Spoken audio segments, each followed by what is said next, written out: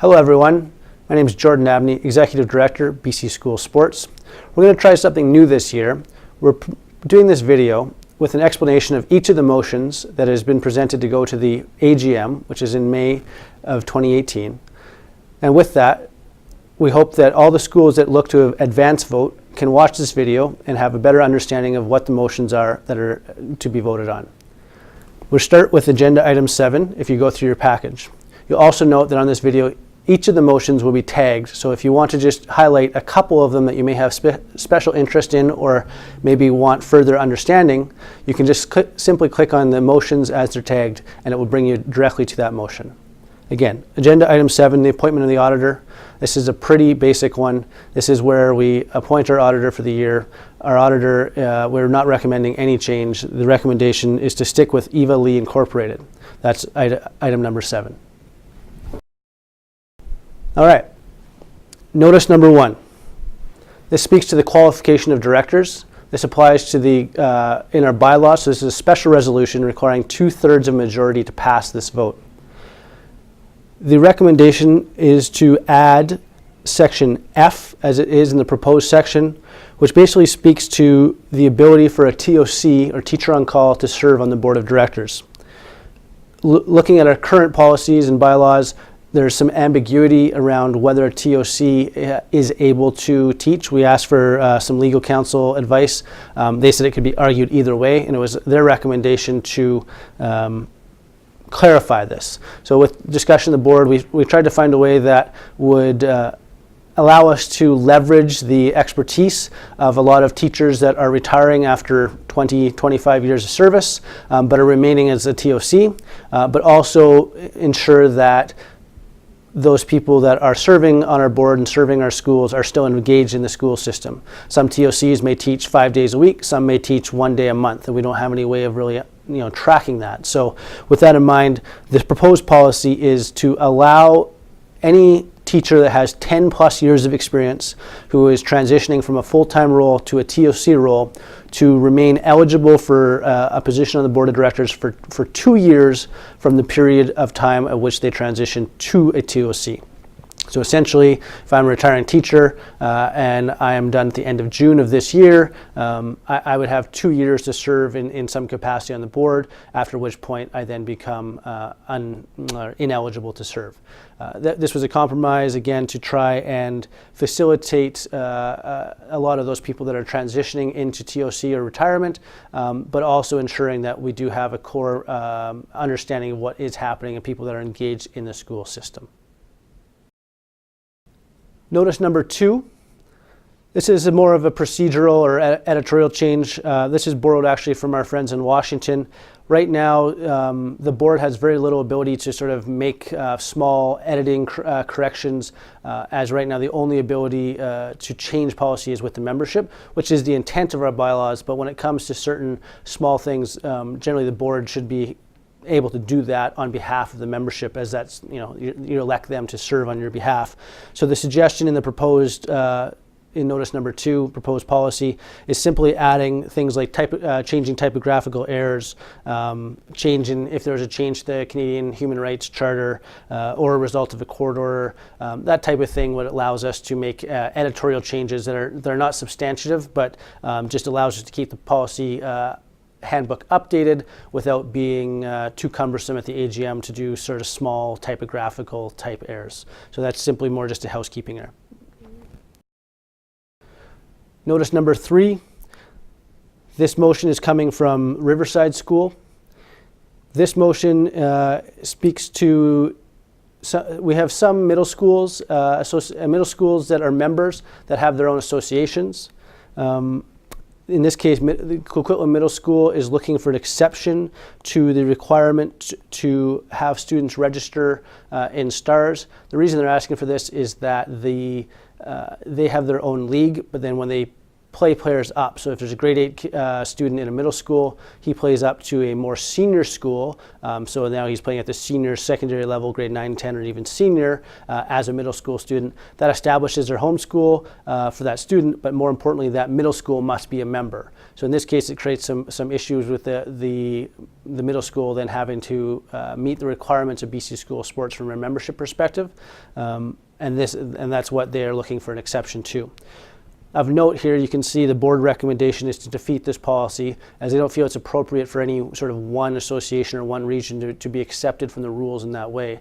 If those schools want to see their students playing up at a middle school level, then they need to be a member and follow the requirements.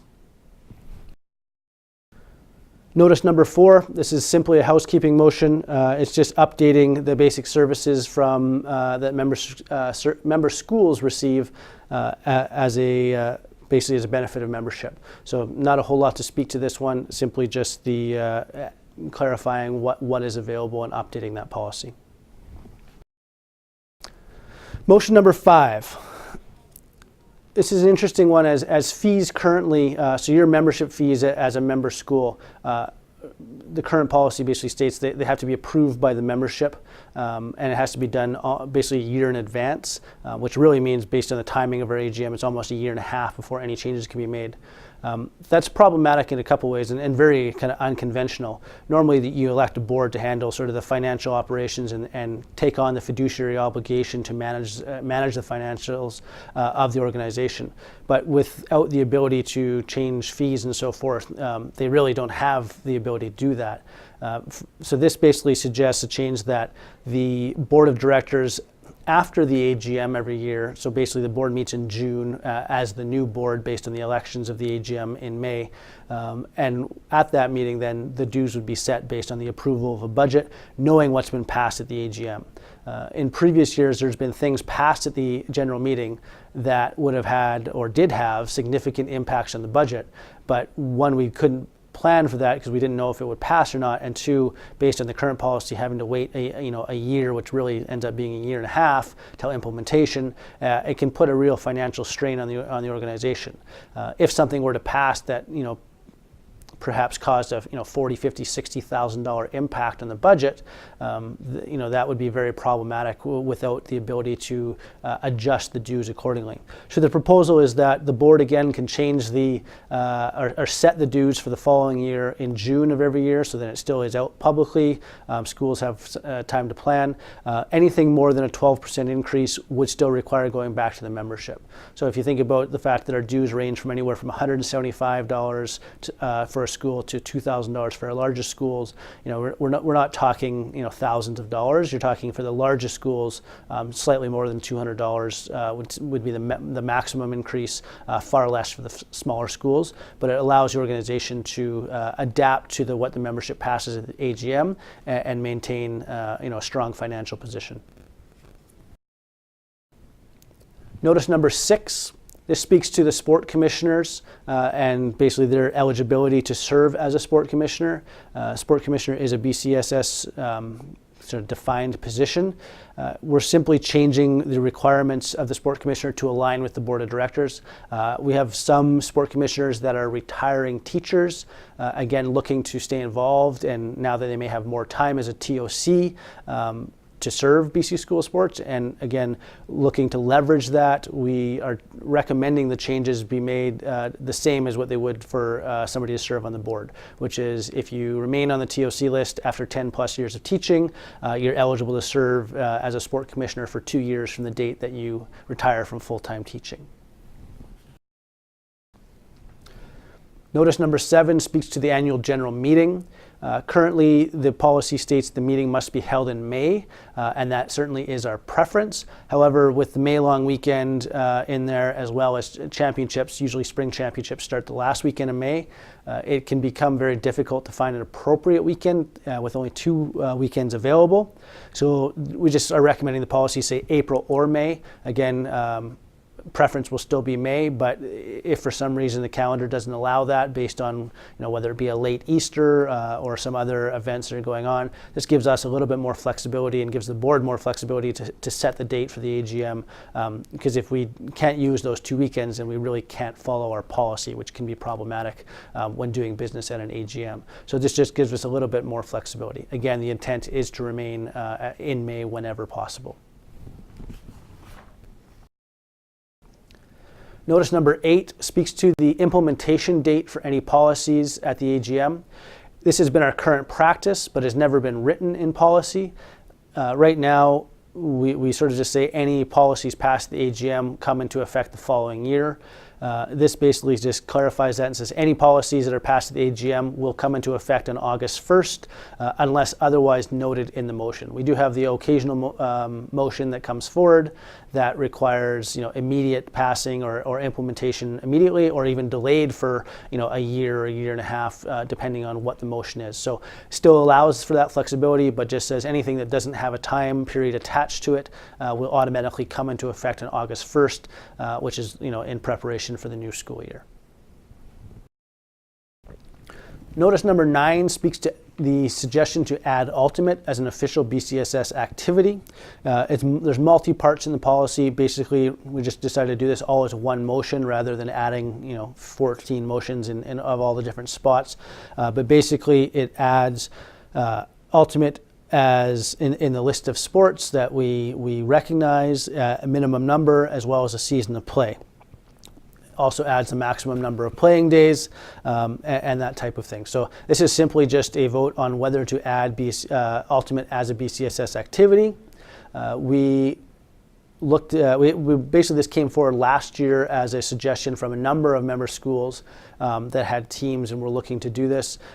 We did some research. We found out there was about 105 teams or 105 schools that had teams that were registered in some way with the PSO or otherwise, and with the suggestion of the schools was to take this on in a more official capacity. This current year, the 2017-18 year, we are running a sort of a trial or demonstration sport for Ultimate. We've seen great pickup of that, and we can provide the accurate numbers at the AGM for number of teams, but again, we're over 100 teams already, and we expect that to grow should this be named as an official sport. So this is simply just a vote on whether to add BCSS, add Ultimate as a BCSS activity in the spring. Notice number 10 is the addition of an athlete code of conduct. We found out that this had been removed sometime in the early to mid 2000s, and we don't think it was because of any reason or any motion. Simply was an oversight or editorial error back at that time. So with that in mind, we sort of updated some of the language that was there 10, 15 years ago, and have presented it to the membership to be included. Currently we have a coach's code of conduct. We have a spectator section for sort of code of conduct that's in our championship section. So it only makes sense that we'd have an athlete code of conduct, which is commonplace in most organizations like ours.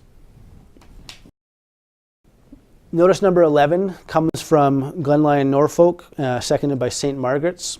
This motion also again deals with grade 8s and middle school leagues. You'll notice though that the recommendation of the board is to approve this, as we think it's done in a fairly reasonable way. The challenge with this isn't so much that they're asking for an exception from stars. What we have in some cases, as we've already noted, was middle school leagues that choose their members choose not to be members of BC School Sports, which is completely in their right. However, in some areas, and this comes from the Lower Island where this is a major impact, some of these areas have grade 8 to 12 schools that are members, and currently our rules state that you can't have a non-member school playing a member school in any of our activities. Therefore, it puts those leagues in a real tough spot when those middle schools are choosing not to be members, whereas the 8 to 12 schools are, because they want their 9, 10, and senior teams to be able to play BC School Sports. So the suggestion from Glenlyon Norfolk and the authors here is basically to add an exception of grade 8 school teams where non-member BCSS middle school leagues exist. And you'll note that there's a follow-up that says this exemption is only valid for league contests and does not apply to tournaments or other exhibition play. So the intent here is to allow those grade 8 middle school leagues to play the other grade 8 teams from schools that happen to be in 8 to 12 member schools. Okay. Notice 12 speaks to the minimum numbers of football. Currently we have 11-man football, which is a minimum number of 19. The Football Commission is exploring, especially at the grade 8 level, playing 9-man football, so that is a little bit less of a barrier to enter, and it's a bit of a different game. With that, they have requested a adjustment to the minimum numbers for 9-man football down to 16. So you'll see the suggested policy there is football 11-man remains at 19, football 9-man minimum number of 16. Minimum numbers are set by the membership, but generally recommended by commissions.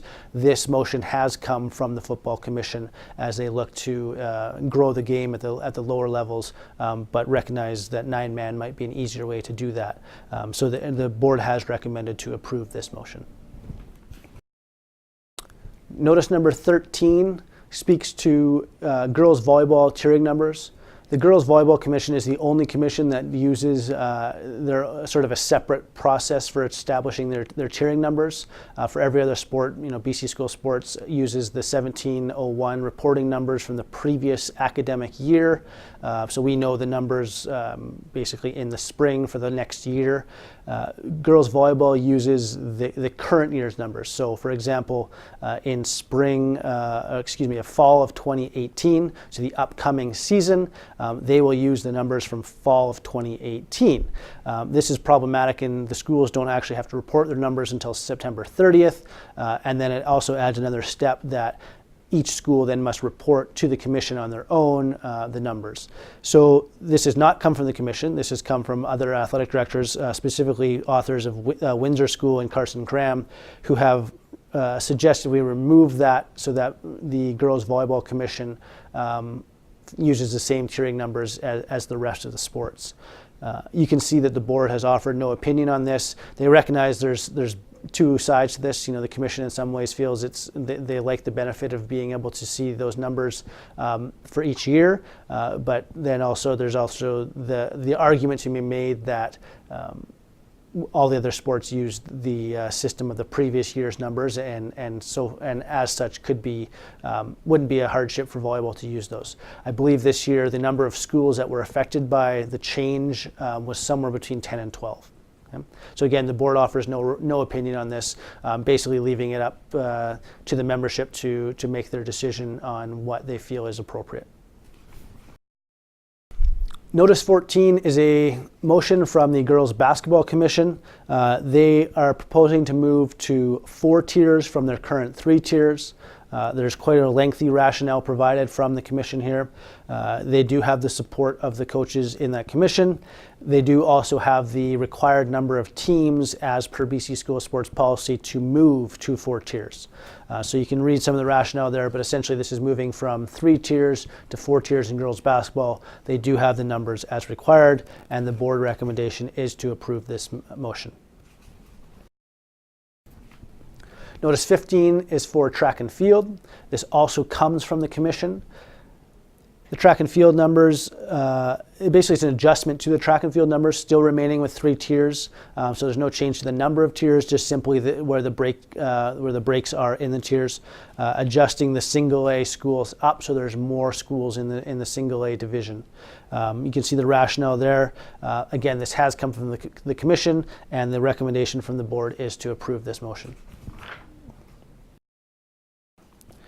Notice 16 comes from the Girls Basketball Commission. This motion is similar to one that we have in place for the Boys Basketball Commission.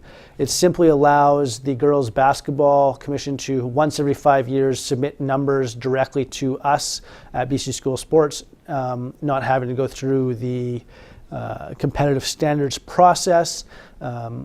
And the reason for that is just a timing issue. By the time they have their AGM and make those decisions, it often is not in time to meet the competitive standards deadline. So this basically gives them an exception to move their thresholds and their tiers every 5 years without having to go competitive standards. It still does require, any change would require a vote from the membership. So the board hasn't offered an opinion on this, but simply this is similar to what is in place for boys basketball, and allows them to bring numbers basically to the AGM, or number changes to the AGM on behalf of the Girls Basketball Commission.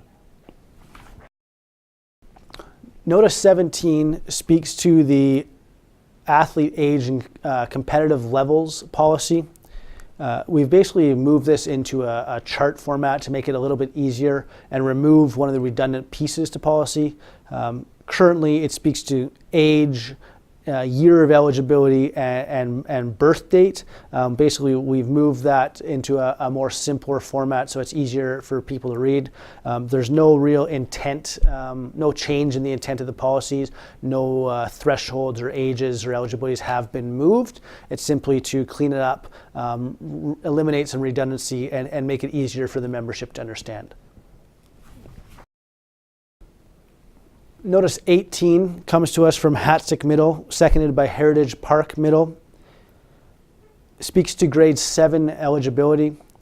The authors have suggested that it be amended that grade 7 student athletes are eligible to participate in BC school sports competition, provided that the students athletes are registered at the school in which is fielding the team.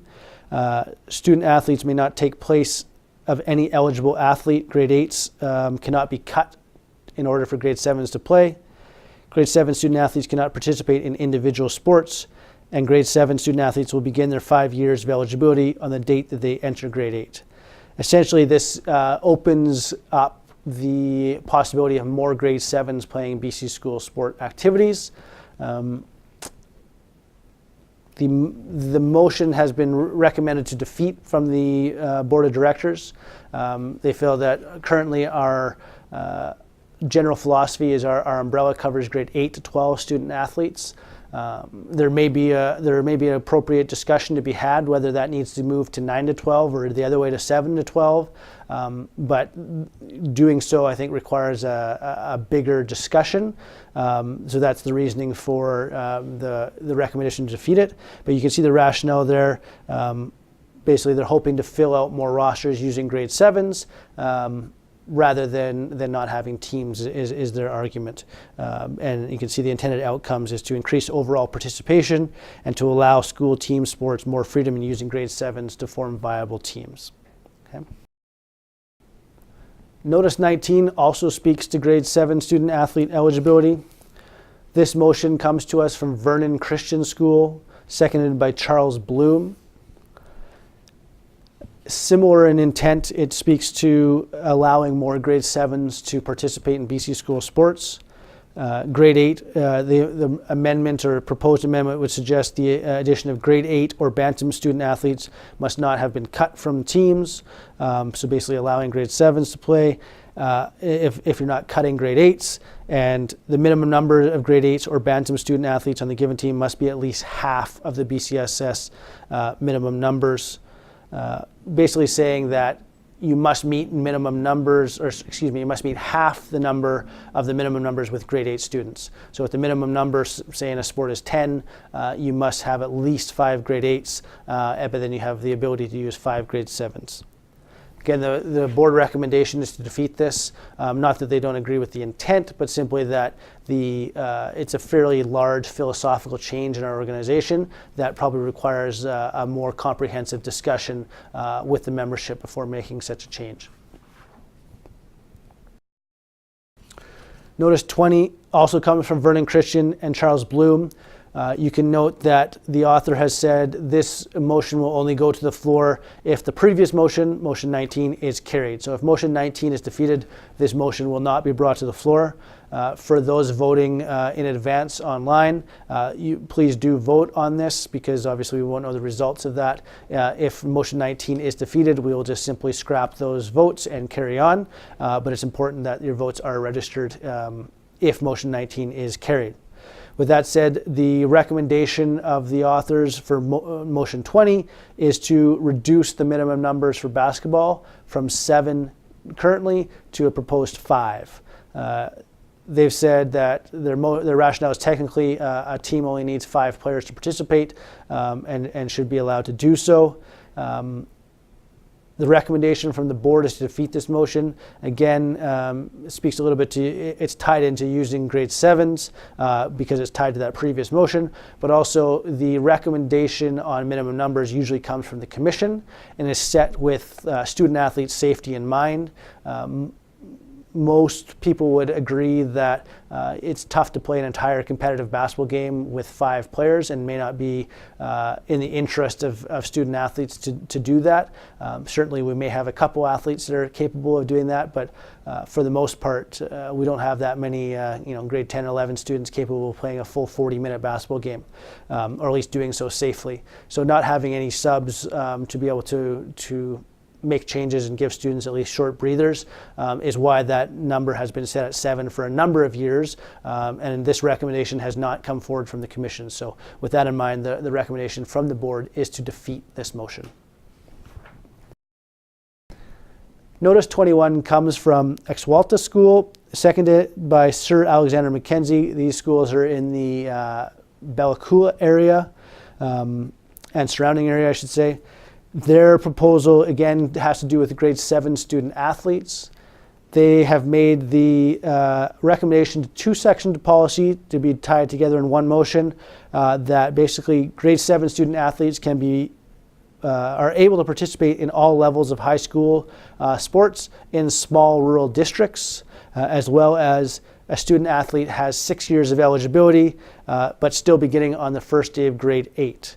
So this policy affects 2 different things. Basically, they're saying in small rural districts, grade 7 students can participate without any restriction. In addition, all students will receive 6 years of eligibility starting in grade 8. So not 6 years moving that back to starting grade 7, but still starting in grade 8 as it currently is, they get an additional year. Obviously, the impact of this would be quite large across the province. You can see the rationale there saying,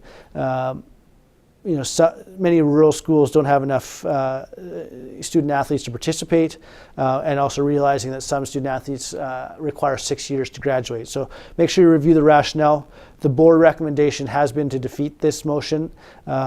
It's inconsistent use of grade 7s with our current philosophy. And also there's things as the joint team policy that's available to these schools that are in more remote areas that are certainly available to them to join teams and still compete at a provincial level. The last thing that's one of the reasons for the recommendation of the board is there has been no definition of a small rural district provided by the author.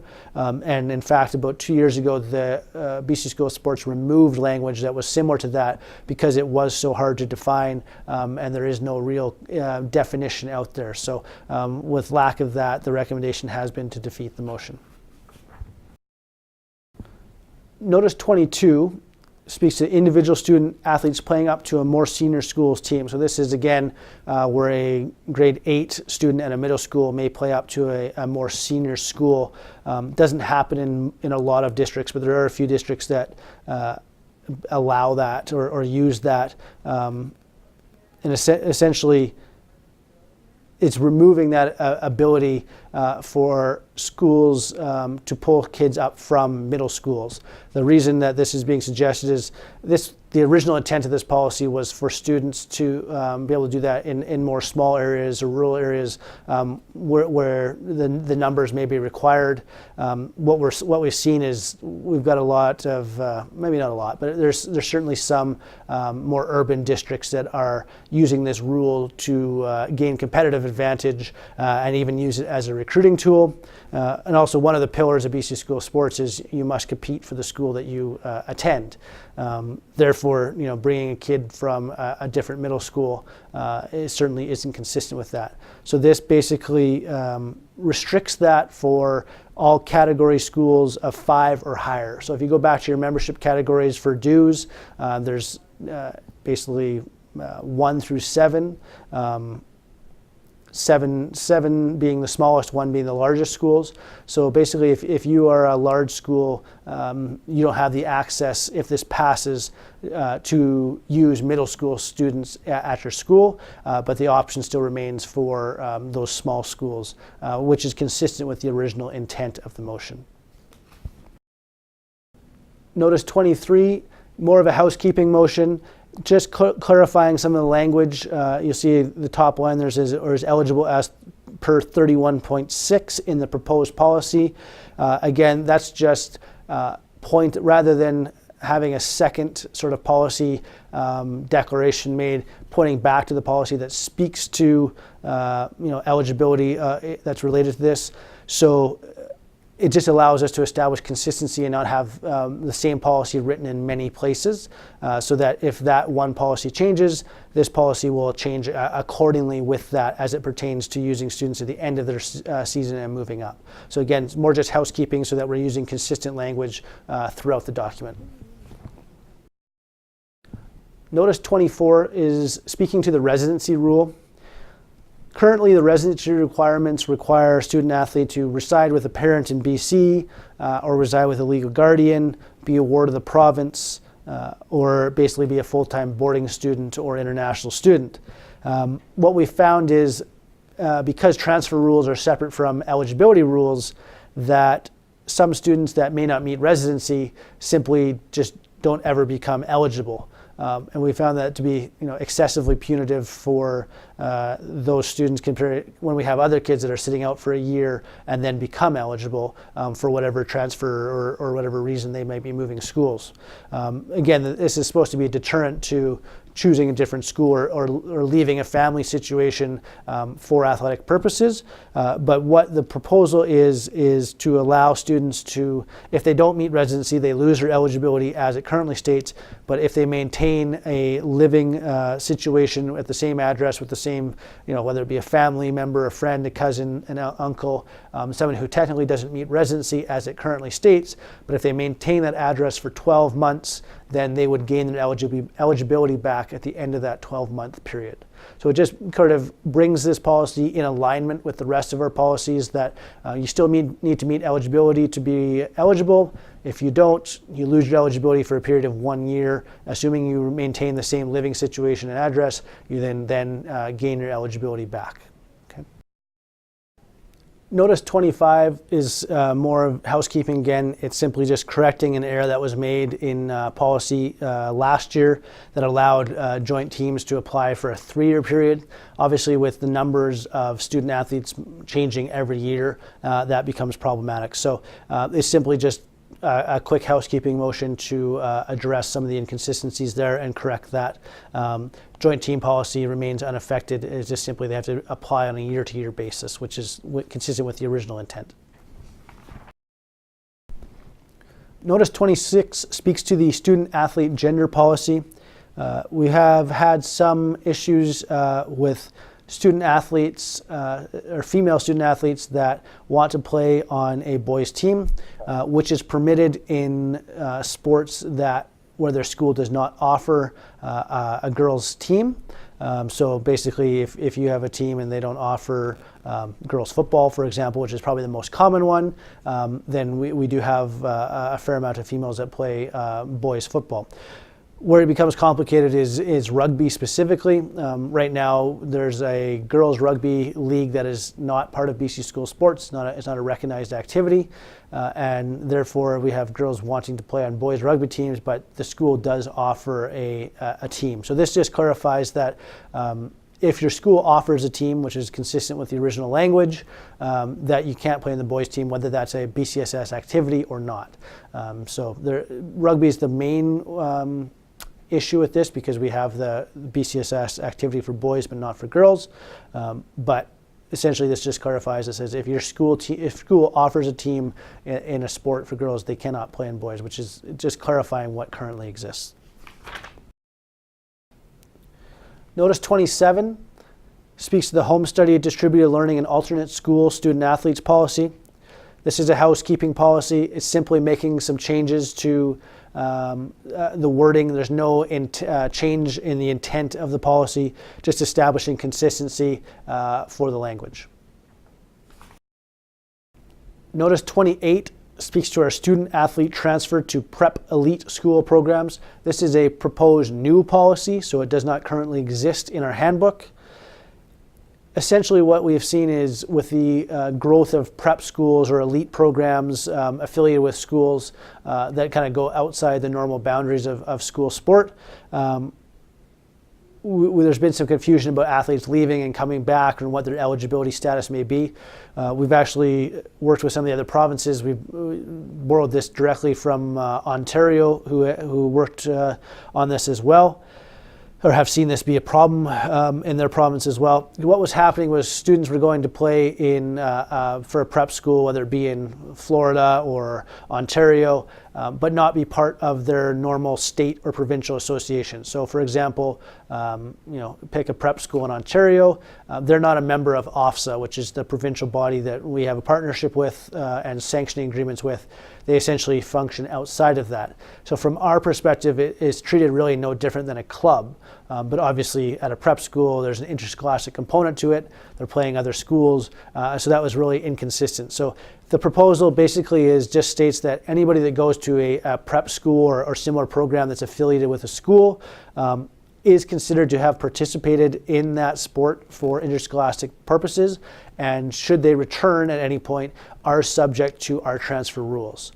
So it's just a clarity that hopefully allows students and their families to make educated decisions if they're considering moving to a prep school situation, and what the implications of that may mean if they decide to return at any point during their high school career. Notice 29, student athlete transfers, comes to us again from Aquasacta, seconded by Sir Alexander Mackenzie.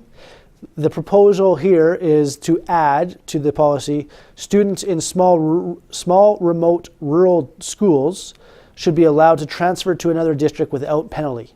Students who transfer into small remote district should be able to play without penalty. Basically, what the authors are proposing is that if there's students in small remote areas, that they can transfer schools without being subject to any of the transfer rules or the 1 year ineligibility period. They feel that the rationale in one of the cases here is gifted athletes from small remote areas should be given the opportunity to play in a more competitive setting than is available from their home school, as well as some other rationale. The board recommendation is to defeat this motion. It's not consistent with BCSS philosophy, where athletics should not be a motivation for transferring schools. We do obviously have the ability for these students to apply for eligibility through the eligibility officer and eligibility appeals committee. And again, another recommendation here or another reason for the recommendation to defeat the motion is very difficult to define small remote rural schools as identified in the motion. So again, the recommendation from the board is to defeat the motion. Notice 30 speaks to a new policy adding to the eligibility section. What we currently have is sometimes schools will submit an eligibility submission for a student. It will get denied, and then they will submit another one for a different reason, and then another one for another reason. And the motion here is a proposed inclusion of language that says a member school may only submit one school declaration or eligibility application per academic school year per student.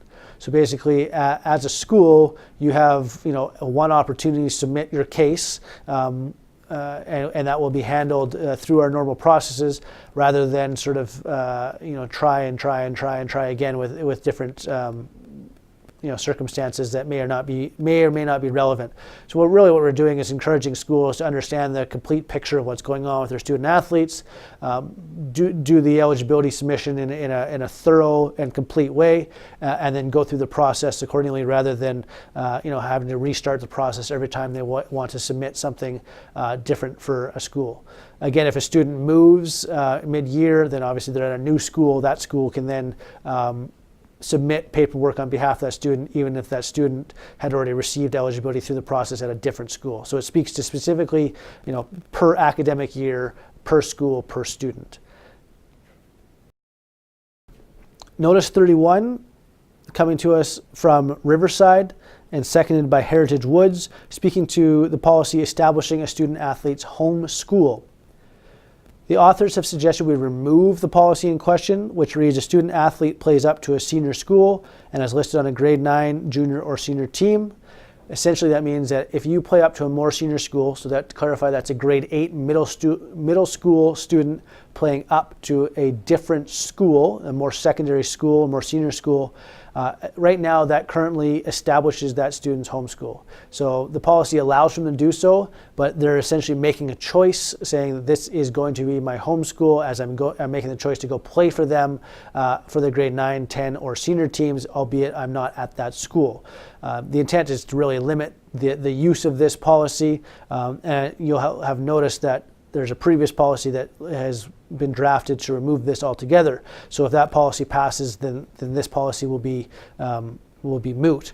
However, if that policy doesn't, then this policy will stand, and this will essentially allow grade 8s to play up from a middle school to a more senior school and not establish any home school, meaning that then in the grade 9 year they can still transfer to whichever high school they want after playing for a certain high school as a middle school athlete and not have any homeschool or transfer restrictions. The board recommendation is to defeat this motion, feeling that it's appropriate that if a grade 8 student wants to play up to a different school, then they are basically choosing their home school. And currently on the form that is required, the parents do acknowledge that with initials, recognizing that is the case.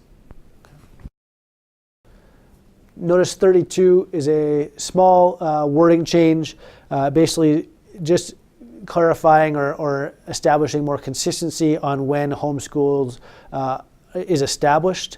And so basically it reads a student athlete is subject to transfer rules after they've established a homeschool, which, as we've just discussed in previous motions, can be, most of the time is on the first day of grade 9, except on those occasions where grade 8 students play up.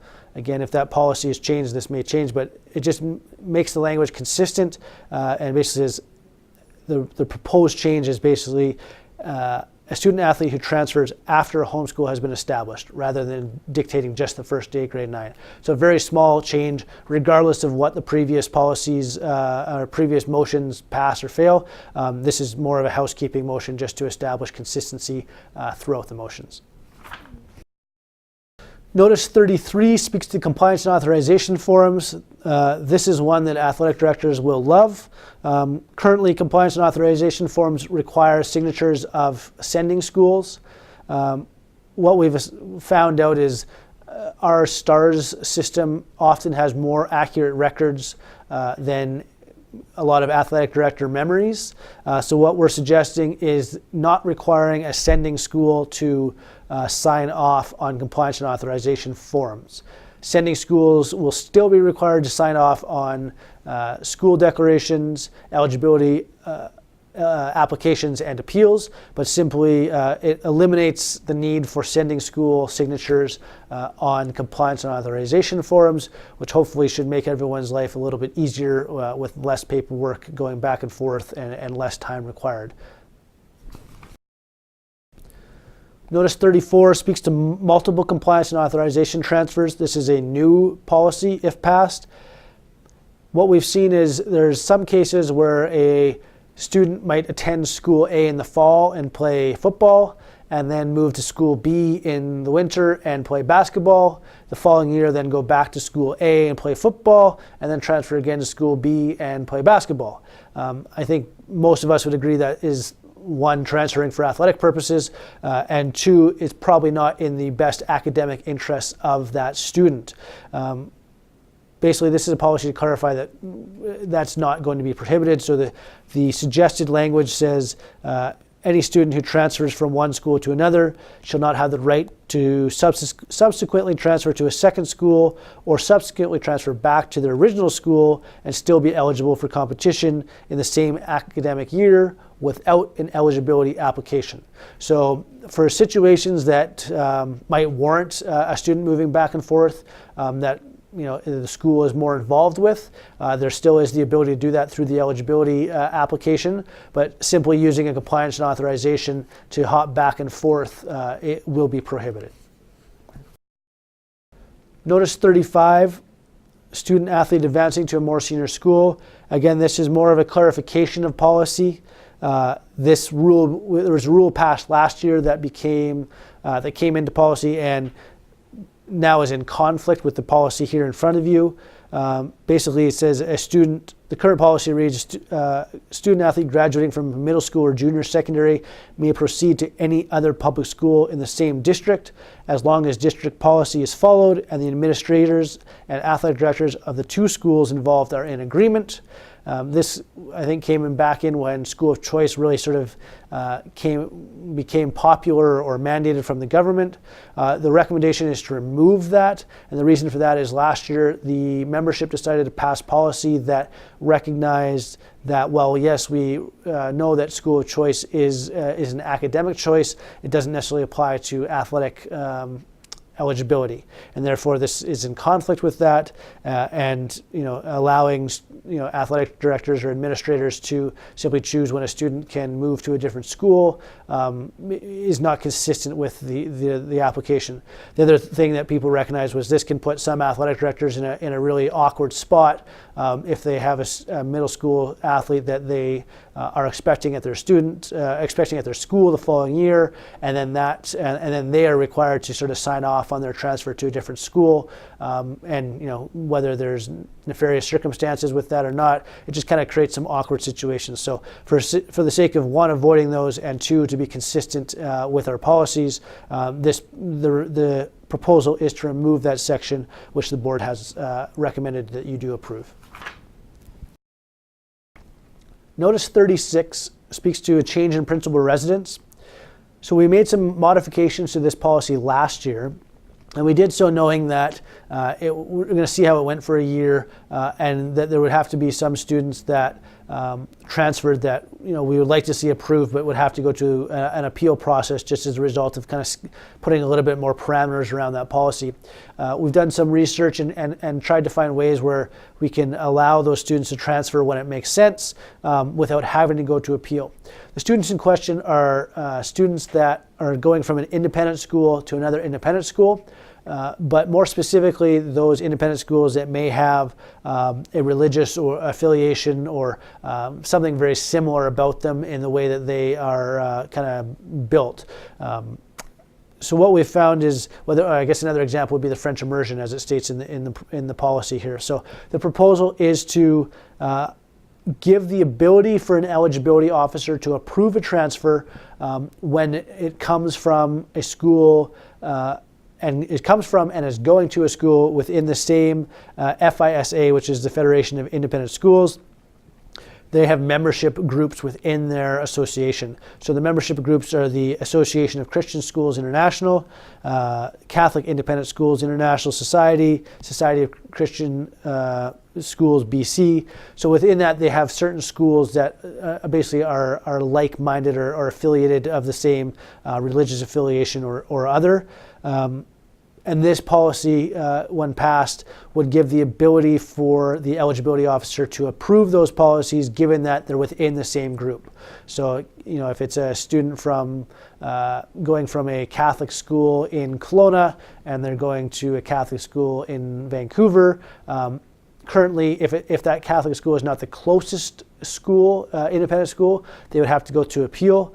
This gives the eligibility officer the ability to look at that, assess the merits of the transfer, and approve it should he or she feel that it's inconsistent with the intent of the policies of BC School Sports. Notice 37 comes to us from Sutherland, seconded by Argyle, and speaks to the addition of the North Van School District Outdoor Education Academy program to an exception that already exists for the TREC program, which is offered by the Vancouver School Board. For those unfamiliar, the TREC program is a one-year program offered to grade 10 students that is hosted by one school. The exception basically allows a student to leave their home school, attend the TREC program at the host school, while remaining, having their eligibility remain at their home school that they will then return back to in grade 11. The Outdoor Education Academy program from North Van is structured exactly the same way for the same age group and allows those students to remain athletically eligible at their home school despite taking that program for 1 year. Obviously, the catch is if they wish to gain eligibility at the school that they are attending, they can do that through the eligibility process, which is generally approved on a district academic transfer. However, the catch being then if they transfer back to their original home school, they would then be required to sit out a year. So it allows basically the kids to play. They get sort of their year to play, remain at their home school. However, if they do wish to transfer, they get their one transfer under the district academic program, but they don't get the second one to either go back if they choose to go that way. So this basically adds the Outdoor Education Academy program to that same TREC exception, and the board has recommended to approve this policy. Notice 38 speaks to designated special education schools. This is a new policy coming to us from Fraser Academy, seconded by St. John's. The policy is proposed to add language that states a student athlete who transfers to a designated special education independent school as per the Independent School Act and the Ministry of Education will become eligible at any other designated special education independent school regardless of the catchment area in which they reside. If the student athlete transfers to a school that is not designated as a special education independent school, the student athlete is subject to transfer rules. Essentially, this came to us because we had a couple situations where kids were moving to one of these special education designated schools, and because it didn't meet sort of the standards of the policy currently in place, they weren't eligible for athletic purposes. Therefore, this is just simply to try and allow those students when moving, really for academic purposes, if they're moving to one of these schools, to remain eligible without having to sit out a year at their new school, which really is consistent with whether it be a district academic program or other programs of that nature. So the recommendation from the board is to approve this motion. There is a very defined list of schools that are affected by this, so it's very measurable, and our estimation is this will likely affect 5 kids or less per year. Notice 39 speaks to the international student policy, and there's a couple pieces of this that are important to recognize. The first one is the proposed 37.1 change, which basically states that any student athlete that achieves their eligibility through the international student policy. So if you come as an international student, you retain your eligibility at that school, but should you change your school, even as an international student, you then are subject to transfer rules. What we've seen happening is a student athlete coming as an international student, getting their eligibility as a international student through that policy, then the next year moving to a different school and obtaining eligibility through an international student policy, and then perhaps even in some cases going to a different school for a third year and obtaining eligibility through the international school policy. Obviously, the intent of this is for when international students do come and choose to come to BC and take part in the educational system here, we want them to be able to partake in the school sports system, but once they establish sort of where they're attending, we want them to be subject to transfer rules, because we've seen that be abused a little bit for students that have athletic prowess and then are sort of enticed or brought on to a different school using that international student status. The second part of this change is that the student athlete has not graduated from a high school program. This is a fairly common language in a lot of jurisdictions that we want those high school kids coming here. If you have a student that's coming that has already graduated but is just coming to take a gap year or do some other courses, they are not eligible for high school sport as they've already completed their high school program. Lastly, the change in 37.2.6.3 basically gives a little bit more flexibility to where international students may stay. Currently, the policy for homestay students says lives with parents. Although we know there's a lot of international students that may live with family members who have what the district calls custodial guardianship, which isn't legal guardianship, but they basically are in the ward of those people while here as international students. We thought it was appropriate that for an international student to come, if they're living with a cousin, an uncle, a brother, who has custodial guardianship as established by the school, then that would meet the standard required for international students. So those are the three changes that affect this motion. The board has recommended to approve this policy.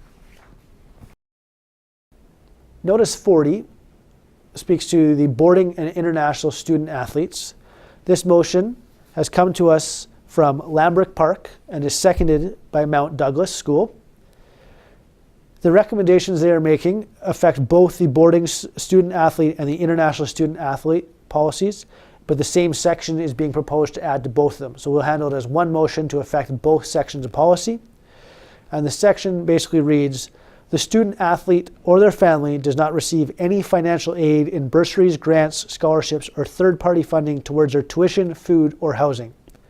Essentially what this means is for any student who is a boarding student or international student, they cannot receive any financial assistance, not athletically related or otherwise. So any assistance for tuition, they must be paying the full posted rates as published by the school to be eligible to compete in BC school sports activities. I believe, with my understanding from the authors, is there's some schools that have the ability to offer substantial financial incentives, bursaries, scholarships that they may state aren't athletically motivated, but the students coming in are often athletically gifted. And so to sort of establish the most equitable playing field possible, the authors have suggested that any international student at a public or independent institution must pay their international fees and not receive any, again, financial assistance in the form of aid, bursaries, scholarships, or otherwise to be eligible. Any student receiving that sort of funding would be ineligible as per this policy should it be passed. The board has recommended to approve this policy. Notice 41 speaks to the bona fide academic transfers. If you remember back into September of this year, so September 2017, the board issued a memo that clarified the ability of student athletes to apply for an academic transfer using sport-specific courses. Basically, the clarification from the board stated that any courses that are directly related to human performance or the performance of sport activities were not eligible to be considered as one of the courses required to meet the standard of a bona fide academic transfer. This policy basically just puts that more clearly into policy, and so you've got two sections here: a definition and the policy itself. But essentially, the proposed addition reads, courses that are directly related to sport or human performance where credits are being issued for the execution of sport training activities, either in a multi-sport or sport-specific application, will not be eligible for consideration when evaluating the merits of an eligibility application on the grounds of a bona fide academic transfer. So, summarize, students can still apply for an academic transfer. They just simply can't use sport performance related courses as one of the three courses necessary to meet the standard of that policy. This is consistent with what we've done this year after issuing that memo, and the board obviously has recommended to approve that motion. Notice 42 speaks to the eligibility applications and appeals section of policy. What we've seen happen with some frequency is where a eligibility officer will make a ruling, or an appeals committee will make a ruling based on the information that they have provided, only to find out whether it's 3 days or 3 months later that there's a lot of the information provided either wasn't accurate, or some significant information wasn't provided or was omitted from the ruling. Basically, what this policy allows is when they feel that there's been a significant omission from policy related to the approval of a student athlete to participate, myself or whoever is the executive director at the time has the ability to consider the information, and if they feel it's credible, ask the eligibility officer or appeals committee to review that case again. I anticipate this being used sparingly. This is not a opportunity for schools to sort of keep adding information once a denial is given for eligibility. It's more for if we approve a student athlete to play, only to find out a month later that the information provided was not true or accurate, or there's other information that significantly affects that decision, and that student athlete may in fact be ineligible rather than eligible. We don't have a recourse to sort of deal with that information right now, so this would simply allow the executive director to make a judgment on whether they feel the information is valid, and if so, request the eligibility officer or appeals committee, whoever made the ruling, to reconsider based on the information provided. Notice 43, eligibility appeals. This is a very small change. It was just omitted from policy last year. We changed some of the deadlines last year. We added some EAC meetings to make it easier for schools to make those deadlines. Although we missed the time for the deadline. So this simply adds a 2 o'clock deadline to the eligibility appeals committee deadlines, which are published every year. So it's a Tuesday generally, and we just wanted to see that 2 o'clock added so that schools know that that's when the deadline. That allows us to package the information, get it to the appeals committee for Tuesday night, so they can have the Wednesday, Thursday, Friday to review the materials for their Saturday meeting. So simply just adding the 2 o'clock deadline, which is what is the case, just wasn't included in policy. So it's a housekeeping motion, pretty simple. Notice 44 speaks to seasons of play. It's policy 40.3. This is a new policy if passed, and basically states no member school shall participate in scrimmages outside the season of play as defined in sections 41 to 44. We've also added we'll also add a definition for what a scrimmage is to make sure this is clear. But what we're seeing more and more is schools simply ignoring the seasons of play and what they're intended to do by calling matchups or contests scrimmages, and wearing pennies with numbers and doing kind of things like that, when really they're simply just playing outside the season of play. So the intent of the season of play policy is to allow students to participate in multiple seasons of play, and also establish equity across the province. So this really reinforces what the intent of that is, that schools should not be competing against other schools until that season of play is in effect. Okay. Notice 45 speaks to championships. This motion comes to us from Sir Alexander Mackenzie, seconded by NACUSP.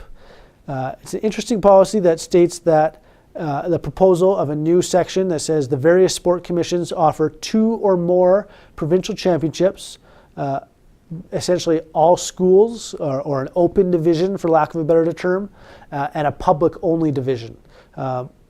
Also, the policy continues to say also to add more berth allocations to public schools attending provincial championships in both the junior and senior division. Okay, So essentially this is proposing sort of a two-track championships here for all sport commissions, as well as more berths for public schools rather than independent schools. The board has recommended to defeat this policy with the following caveat that they are very aware that there are some concerns about the number of independent schools that are being perceived to win championships or finish high up in championships relative to the number of independent versus public schools and that ratio. That said, we've started some work on our end to look into this, so we have some actual facts to have a fact-based discussion. This policy, the board doesn't feel is the proper way to go about that, simply because you're looking at adding, doubling our championships. So this would result in, we currently have 62 championships. If Ultimate passes next year, there'd be 64 championships or 64 banners. This would require us to move to 120, 130 championships if we have dual track championships. The commissions don't have the capacity from both a venue standpoint nor from a human and volunteer standpoint, and would likely result in a due increase of probably 100%, if not more, to be able to handle the increase in championships and the amount of work that would have to go into that. So while I think the point and the intent of the motion is one that should bring about some good fact-based discussion, this motion is problematic for our association if passed, and that is why the board has recommended to defeat the policy at this time. Notice 46 speaks to blanket exemptions for wrestling specifically. The Wrestling Commission, and this does come from the Commission, has asked to be granted an exemption to run their championships from a Sunday to a Tuesday. The reason for that is facilities. They're looking to find a fixed venue. They currently have a 3-year agreement with the Langley Event Center to trial a fixed venue championship there. However, because it also falls within the basketball season and various other dates, they are looking to get an exception from the membership to run a Sunday to Tuesday championship. This has been done for other sports where venues can be tough to get on a Friday, Saturday type situation. So they are looking to do that. Again, this comes from the Commission. The board has provided no opinion on this, leaving it entirely to the members' discretion to make that decision. Notice 47 speaks to non-member event sanctioning. This is a new policy for us, although it's commonplace in virtually every other provincial and state governing body. Right now, there is no obligation for whether it be a university or college, third party, corporation, association, to sanction their high school events with us. That is and should be standard. Again, so the policy basically suggests that any third party that isn't a member school. As a member school, if you want to host a invitational event, as most of you do in your various sports, that's perfectly okay as a member school. We're talking about non-member entities, primarily colleges and universities, but some other third parties as well. They're required to submit sanctioning. What we're finding is a lot of these colleges and universities aren't really aware of our rules and are leading to situations where a team shows up to play at a high school event and there's 2 club teams in the tournament or other issues with the tournament that we would like to kind of get ahead of, and the sanctioning policy is the best way to do this. This is, word for word almost from a bunch of different policies across the country and should be pretty standard for us to implement. It'd simply be an easy form for the college or university or any other third party to submit to our office with the teams participating, and from there it should be good to go. So it should be a relatively there should be no effect on our member schools from a workload or obligation standpoint, simply providing some protection for the member schools so that they know that when they're going to an event that isn't at another member school, that they will be run in accordance with BC School Sports Policy.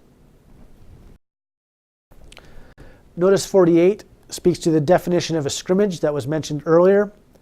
And simply the definition reads, any organized gathering with multiple student athletes and/or teams present under the supervision of coaches from the same school, where officials may or may not be present while participating in a BCSS activity.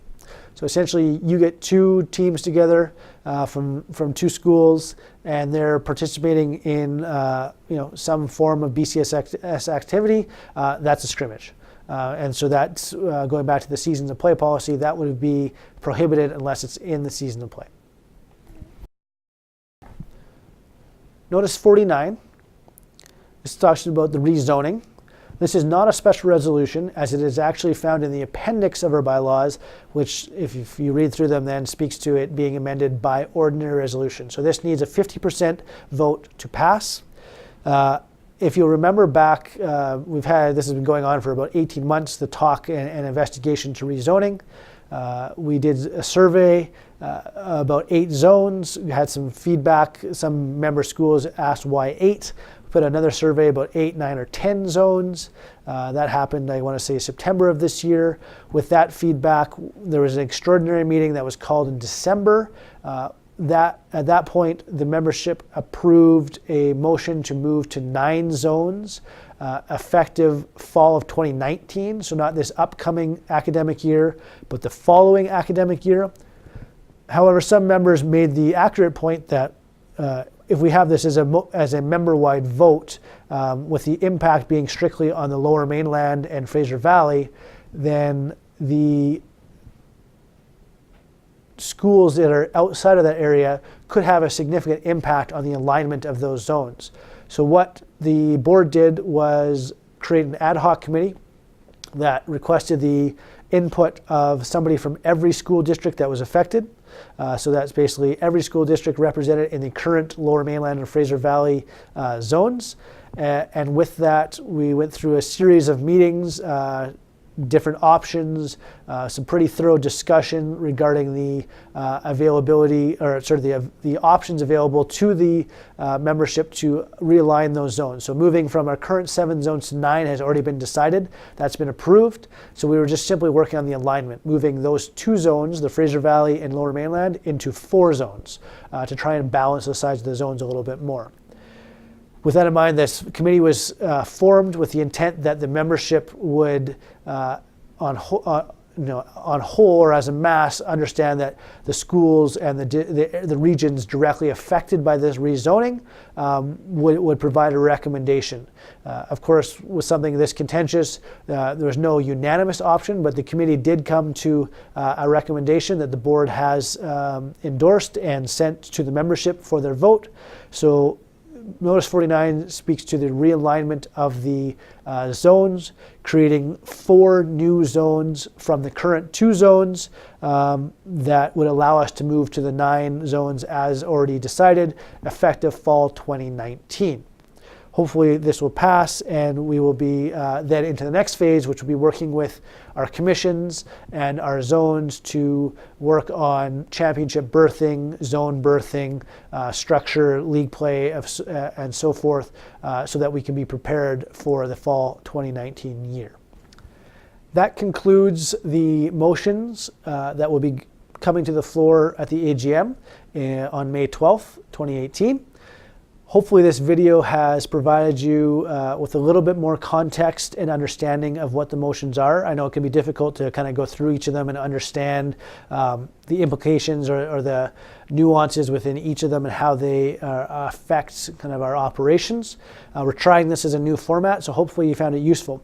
The last thing I'll say is we are planning on having 2 live Q&A sessions online. It won't be video, but a chance for people to log in, ask questions. Look for those dates to come forward in the AGM package and be posted. The other thing you can do is also don't hesitate to send us a question on Twitter. BC School Sports, we track our Twitter feed very quickly, so if you have questions, or email the office, info@bcschoolsports.ca, we're happy to provide further information on any specific motion.